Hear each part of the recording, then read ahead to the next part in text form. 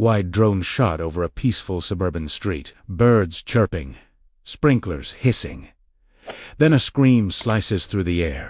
You ever watch Karma chase someone in real life? I have. She ran down Maplewood Drive, waving her arms like she was on fire. And Karma had wings. That's how it all began. Not with anger, but with a swarm. Life used to hum quietly on Maplewood Grove. I had my wife, Diane, my bees, and peace. Something I'd earned after 20 years as a paramedic. You learn two things in that job. Life's fragile, and peace costs work.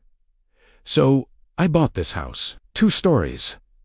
A neat little yard, and in Debach, 5 honeybee hives that kept me sane. I liked to sit out there in the evenings, just watching them. Thousands of tiny workers doing their job with more order than any HOA I'd ever seen. Diane said I looked ridiculous in my beekeeping suit, like a walking marshmallow, she'd tease. But she loved the honey, and every Sunday morning I'd bring her a comb fresh from the hive. Those were good days. Then she arrived. Karen Whitfield, the new neighbor, and self-declared queen of our homeowners association. She didn't even unpack her boxers before printing her own updated HOA guidelines. Within a week, she was marching door to door with a clipboard, scolding people for grass length or mailbox colors. The first time she came to my house, I was inspecting a hive. She walked right up the driveway. No greeting, just hands on her hips. Are you aware you're keeping dangerous insects this close to residential property? C'est demandez. Bees aren't dangerous unless you give them a reason, I said, keeping my tone calm. She frowned. They could sting children. There are no children on this street, Mrs. Whitfield. Her expression tightened like I'd insulted her crown. It's Ms., actually, and I'll be reporting this at the next HOA meeting. Perfect, I said. I'll bring samples of my honey. She spun around and stomped off. And that was my first mistake. Underestimating her, because when you poke a hive, it always responds. At first, it was little things, notes about yard clutter, a warning about unauthorized garden decor. Then packages started vanishing. Small ones. Tools, frames, even a few jars. Not my wife's deliveries, only mine. After the 3rd time, I checked my camera footage. The plug had been pulled clean. No struggle. No storm. Someone knew exactly what they were doing. I mentioned it to my neighbor, Paul, the kind who notices everything, but says nothing unless it matters. He leaned closer and whispered, "Don't quote me, but I saw Karen pick up one of your boxes last week. Said she was keeping it safe for the neighborhood. Safe and sewer. That was theft, wrapped in a smile. Still, I didn't confront her. Years as a medic taught me to stay calm. The angrier the room, the quieter you should be. Next morning, I stopped by the HOA office. Pam, the secretary, smiled when I asked if there were any rules about collecting mail. "Of course not," she said. "That's not HOA business." Exactly what I needed to hear. Karen wasn't enforcing rules. She was inventing them. That night, as I sat beside my hives under the fading orange sky, I said softly, "You ladies understand teamwork better than she ever will." Diane looked at me from the porch. "You've got that look again," she said. "What look?" "The one that means you're planning something." I smiled faintly. "Just thinking about bees? Honey? Say, Sigit, promise me you won't do anything dumb." "Promise," I said. But deep down, Primera Alrea Dy. Knew if Karen wanted to keep stealing from me, it was time she met the real workers behind my honey. Because, next, she doesn't just steal my mail. She tries to steal my peace. And that's when I decided to let the hive teach her what real order means. You ever reach that point where you're too calm for your own good? That was me, sipping coffee, watching my porch like a detective waiting for proof. By then, 7 packages had vanished. Not one from Diane, not one from anyone else. Just mine, and each time the tracking said the same thing. Delivered successfully. I wasn't even angry anymore. I was curious, because when people like Karen feel untouchable, That's when they make their biggest mistake. So, I came up with a plan. Simple, smart, and satisfying. But before I tell you how I did it, hey, if you're still watching, hit that subscribe button, because what's about to happen might be the most satisfying karma you'll ever hear. That morning, I set up a new hidden camera. Not the old one she'd unplugged. This one had a backup line running through the siding. Couldn't kill it without tearing my wall apart. Then I placed a box on the porch, same size as usual. Only this time, it wasn't just a box. I filled it with a folded note, a small GPS tracker, and a smiley sticker on the lid that read, "Property Protected Smile for the camera." From a distance, it looked like an ordinary Amazon delivery. Unassuming, innocent, perfect bait. At 10:42 a.m., the mail carrier, Tony, dropped it off. Just like always. Friendly guy. Ex-Marine, always on time. He gave a quick salute to my doorbell cam and left. At 11:16, motion detected. I grabbed my tablet, opened the feed, and there she was.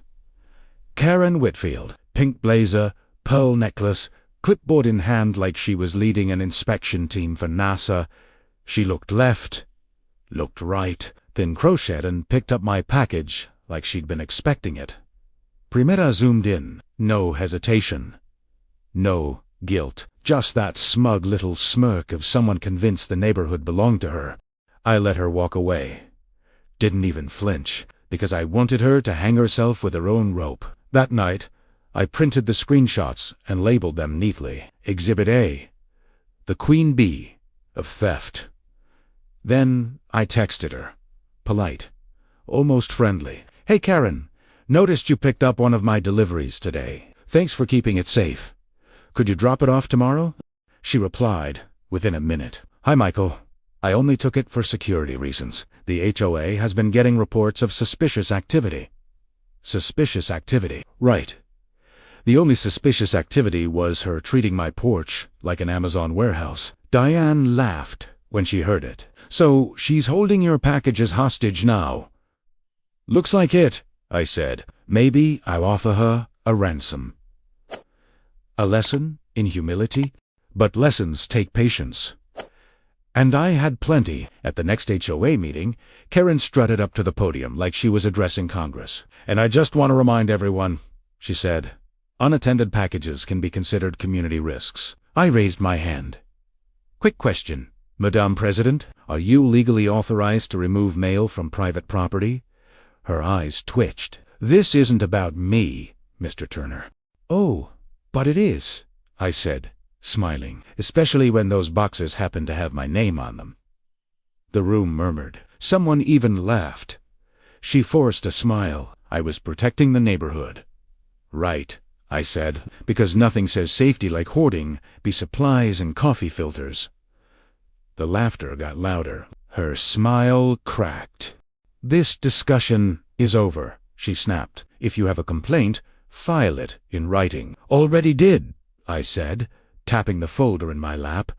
"Filed it with the sheriff's office this morning." Her expression froze. For the first time, I saw it fear. Of course, I hadn't actually called the sheriff. Not yet. I wanted her to think I had, because fear makes people sloppy. And Karen was about to get very, very sloppy. For the next week, she went silent. No early morning walks, no HOA notes taped to doors. Huskiet. I almost believed she'd learned her lesson. Then, Friday morning, another package vanished. That was the moment the calm cracked. It wasn't about the mail anymore. It was about respect. So I decided it was time to stop talking and start teaching. That night, under the porch light, I built my next trap, an empty Amazon box. Inside, a GPS tracker, a little bag of organic wax, and a folded card that said, "Curiosity has consequences." I sealed it, labeled it Fragile Premium Honeycomb Samples, and placed it where she couldn't resist. Then I waited, and the next morning, the queen of the HOA took the bait. But what she didn't know, this time, the hive was watching. You ever get that feeling right before something big happens, like the air goes still, waiting for the drop? That was me the next morning, coffee in one hand, phone in the other, staring at my porch feed like a hunter watching a trap. At exactly 9:30 a.m., Tony the mail carrier arrived, right on schedule. He dropped off the decoy box, tucked it neatly behind the fern, waved to the camera, and rolled down the street. For a few minutes, nothing. Birds chirped, wind moved through the hedges. Then motion detected. There she was, Karen Whitfield, in that same pink blazer and those oversized sunglasses that made her look like she was undercover in her own neighborhood. Clipboard in one hand, leash in the other, her tiny white dog trotting along like a reluctant sidekick. She slowed near my driveway, pretending to check her phone. Then her head tilted. She'd spotted the box. Her lips curled into that familiar, self-satisfied smirk, though, one that said, "Rules don't apply to me." Karen glanced left, then right, and with all the stealth of a toddler playing spy, Sabent Doan scooped up the package and strutted off toward her house like she'd just done a civic duty. I didn't even blink, just smiled, sipping my coffee. "Gotcha," I muttered. The GPS pinged 10 minutes later. Signal locked at her garage. I grabbed my keys, not to argue, not to fight, just to collect the evidence. When I pulled up, she was in the driveway watering her roses, pretending the world didn't revolve around her next power trip. "Morning, Karen," I said casually. She flinched, then plastered on a fake smile. "Oh, Michael. Lovely day, isn't it?" "Sure is," I said. "Perfect weather for mail theft." Her head snapped toward me. "Excuse me, funny thing," I said, holding up my phone. "One of my deliveries seems to have wandered off again. And guess where the signal stopped?" She stiffened. "I took it for safekeeping." "Safekeeping!"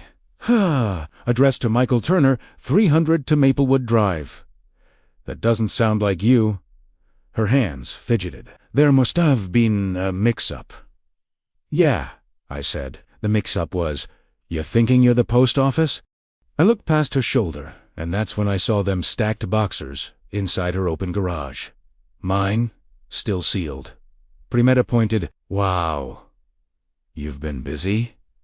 She spun around, blocking the view. "You can't just invade my property." "Oh, but you can invade mine," I said, voice calm but sharp. Interesting logic. Her composure cracked. "You're harassing me. I'll have you fined." I smiled. "Make sure they spell thief right in the minutes." For a second, I thought she might explode, but instead, she did what people like her always do when they're cornered. She ran for backup. By sunset, there was an emergency HOA meeting at the clubhouse. The air inside reeked of burnt coffee and fake civility. Karen stood at the podium, acting like she was on trial for heroism. "He's been spying on me," she cried, "setting traps. It's harassment." I stood up, calm as a rock. "Spying? You mean these camera clips?" I pressed play on my tablet. The footage showed her strutting up to my porch, taking the box, and walking away. Clear as day. The room fell silent. Someone coughed. Another stifled a laugh. Karen's face drained of color. "That's edited," she barked. Greg, the vice president, leaned forward, squinting. "Looks real to me, Karen. Same pink jacket, same dog." Paul, from the back, called out, "She's been doing it for weeks." Karen turned red. "I was protecting the neighborhood." "Protecting it from what?" I said. "Bees? Cardboard." The laughter this time was louder. Even Greg cracked a smile. Karen slammed her notebook shut. "This is a witch hunt. Primera Ned bike. More like a bee hunt. That dith Italiano." She stormed out, muttering about calling animal control, the sheriff, and probably the president himself. But I didn't celebrate. Not yet, because if there's one thing I'd learned from her, it's that humiliation doesn't end them. It just makes them dangerous. And sure enough, the next morning, I found a new notice taped to my door. Effective immediately. No resident, may keep insects, hives, or pollinators within HOA property limits. I laughed so hard I nearly spilled my coffee. She wanted war. All right, 10. She'd just declared one against nature itself. But what Karen didn't know, my hives were protected by state law, and I had 60,000 allies who didn't take kindly to the real sting was about to begin. There's a saying I used to live by as a paramedic. You can't argue with chaos. You manage it. But with Karen Whitfield, chaos didn't need managing. It needed karma. That morning, when I found her bee band taped to my door, I actually laughed out loud. Imagine trying to outlaw nature. That was Karen. What Sadine T realized was that my hives were registered with the county agricultural program. That meant no HOA rule, no clipboard, no petty power could touch them. I had official papers that said, in bold print, registered pollinator colonies protected under county code. In other words, my bees were safer than she was.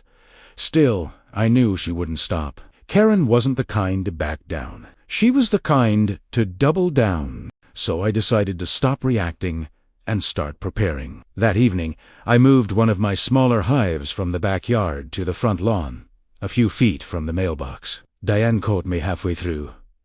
Front yard now, she asked, crossing her arms. Better sunlight, I said, trying to keep a straight face. She smirked.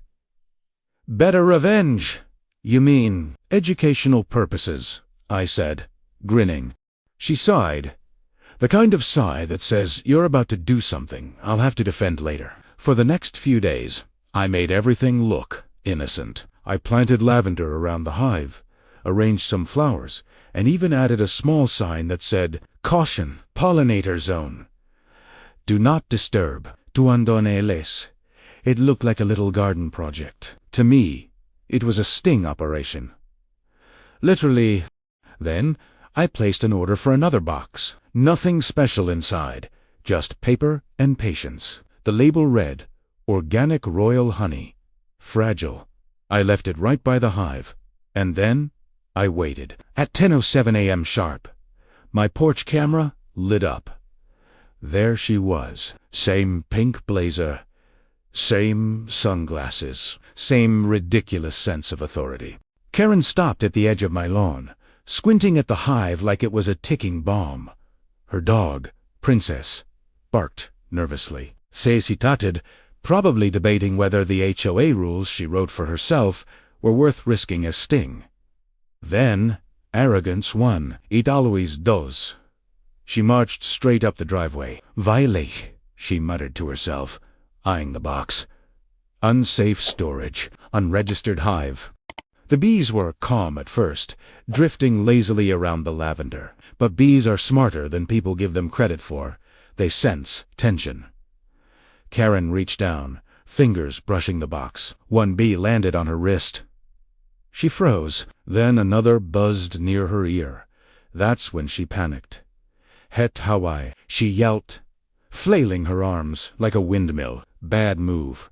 Within seconds, the air shimmered, a faint golden blur as a handful of bees lifted off the hive, warning her. Help!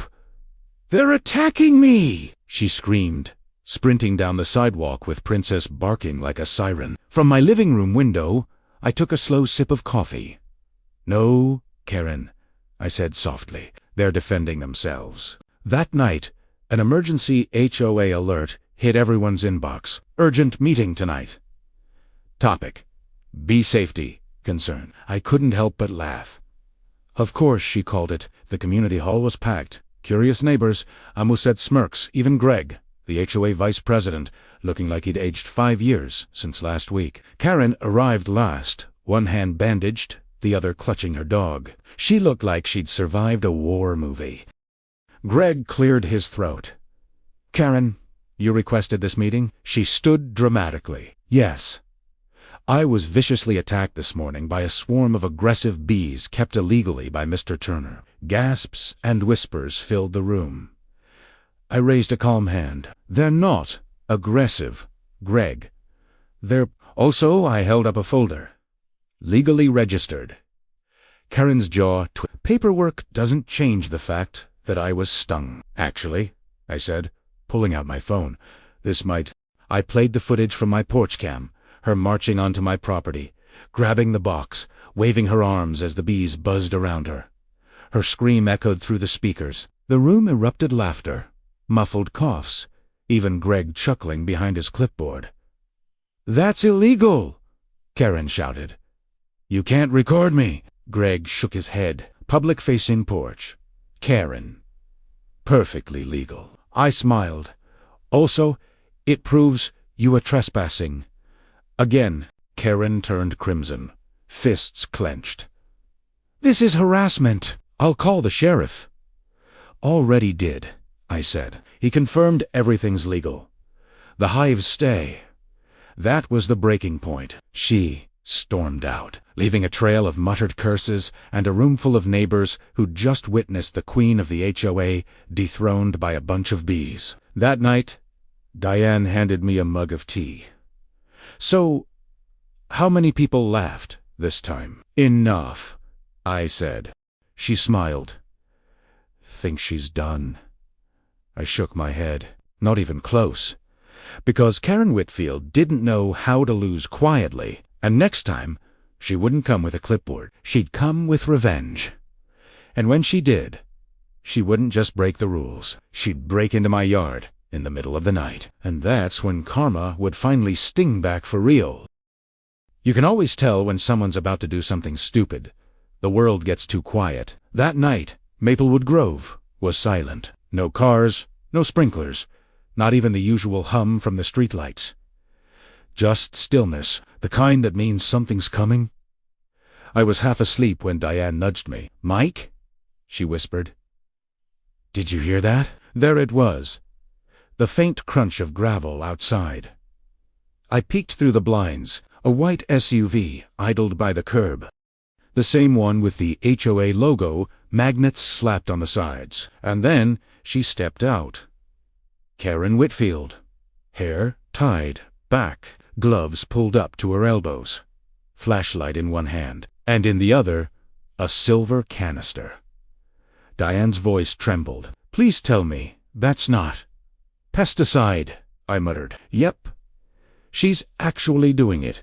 I grabbed my phone and opened the porch camera feed. Karen crept along the fence, moving like a burglar in her own kingdom. She stopped near the first hive, one of the smaller boxers I'd moved earlier that week. Only, she didn't know that hive was empty. The real colony's all 60,000 bees had been relocated just across the street to my neighbor Paul's property. He'd asked for them to pollinate his apple trees, and as fate would have it, his hives sat directly across from Karen's line of fire. She knelt down, muttering to herself, "Let's see you buzz now, you little monsters." Then she kicked over the empty hive, unscrewed the pesticide cap, and aimed her flashlight.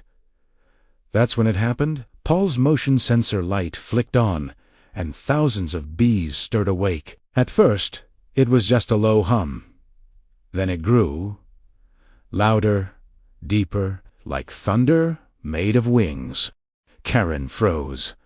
Her flashlight shook. The air shimmered as a dark golden cloud lifted from the boxers, a living storm. S'escried. The canister clattered to the pavement. Tin Saran. The swarm followed like a wave. She stumbled, tripped over her own shovel, and bolted for her SUV. From my window, I watched the chaos unfold in slow motion. Her arms flailing, bees circling her hair, Princess barking from the porch. Even Diane couldn't help whispering, "Oh my God, she's being chased by karma." Karen dove into the car, slammed the door, and floored it down Maplewood Drive, headlights jerking wildly as the swarm followed her taillights like a trail of glowing fireflies. I grabbed my phone and dialed 911. "What's your emergency?" "Yeah, this is Michael Turner, Maplewood Grove. We've got a situation. HOA president tried to spray pesticide on registered hives. Now she's in her SUV being pursued by about, I'd say, 1,000 bees." The dispatcher paused. "Sir, did you say pursued?" "Yup," I said. Like a bad action movie, but stickier. 10 minutes later, the street flashed red and blue. Karen's SUV was half on the curb, engine still running, driver's door open. Paramedics surrounded her, brushing away bees, applying ointment. Her face was puffy, red, furious. The sheriff, same one who'd cleared my hives earlier, Tornetto shaking his head. She trespassed again, didn't she? Afraid so, I said. Vandalized county-protected hives. And tried to gas them. Wisa. Nature's got a sense of humor. I couldn't help but smile. Guess karma buzzed. Karen sat on the curb, eyes blazing. This is your fault, she shouted. You set me up? Set you up? I said. Karen, you broke into my yard with chemicals. The Bays just enforced the neighborhood bylaws. Even the sheriff laughed. Ma'am, he said gently, you're lucky those were honeybees. A swarm of hornets would have put you in the ER. Karen pointed at my hives. They should be destroyed. They're dangerous. The sheriff scribbled something on his clipboard. What's dangerous is trespassing with pesticides. You'll be hearing from the county. That word hit her like a dart. County. She froze, because for the first time, it wasn't me she'd have to fight. It was the law. The paramedics loaded her into the ambulance, Princess yapping inside the SUV. As the flashing lights faded down the street, Paul shuffled out in his robe, mug in hand. You know, he said, I think they just wanted to thank her for all the free drama. Primera la Ugi. Guess the bees finally found their queen. The next morning, Maplewood Grove was buzzing. And not just from the hives, every doorbell cam had caught the whole thing. By breakfast, the video was viral on the neighborhood group chat, titled, HOA President Declares War on Bees. And luscious. Even Diane couldn't stop laughing. You realize, right? You didn't even have to fight back. The bees did it for you. I smiled, sipping my tea. Yeah, I said, just as dozen, tea always roar. Sometimes it just hums, but that wasn't the end. Because when Karen got out of the hospital, she wasn't done. She came back for one last sting, and this time, the whole neighborhood was watching. When the ambulance drove away that night, I thought that was it, that the bees had finished what karma started. But people like Karen Whitfield, they don't disappear quietly. 3 days later, the sound of tires crunching gravel woke me again. I looked out the window. Same SUV. Headlights dimmed. Se. Was. Back. Her face was still swollen from the stings, but her anger, that was alive and burning. Gloves, shovel, flashlight, and that same look in her eyes. That look of someone who can't accept defeat. Mike Dion whispered from the bed. Tell me, you're not going out there. I'm not, I said, reaching for my phone. I'm just making sure the cameras are rolling. Karen crept through the yard, muttering under her breath, flashlight beam bouncing wildly.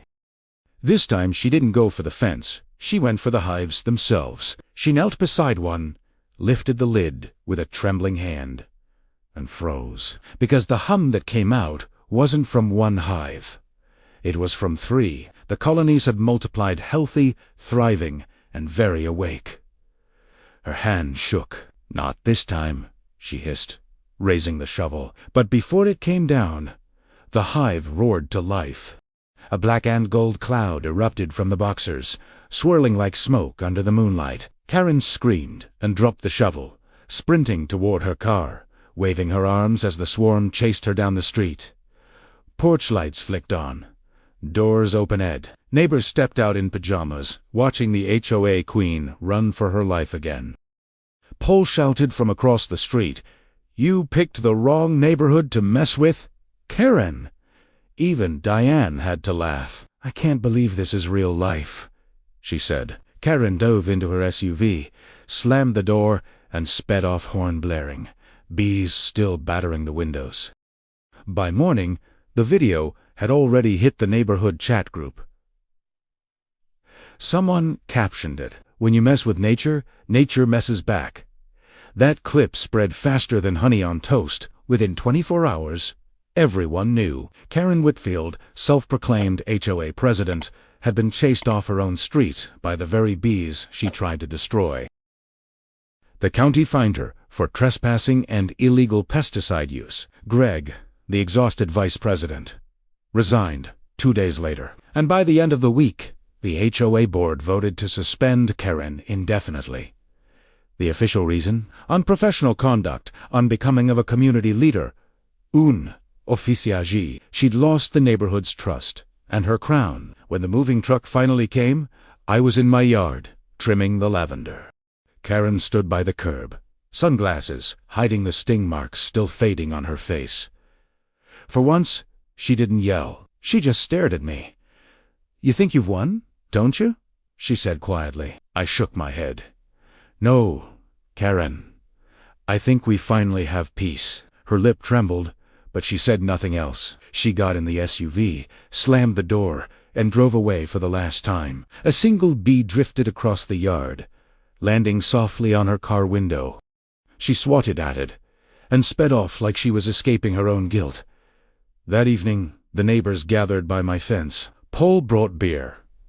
Mrs. Jenkins made lemon bars. Even Greg showed up, muttering, "I'm too old for HOA politics." We laughed under the porch light, the sound of bees humming softly behind us. Diane leaned her head on my shoulder. "You didn't have to fight her," she said. "You just let nature do it."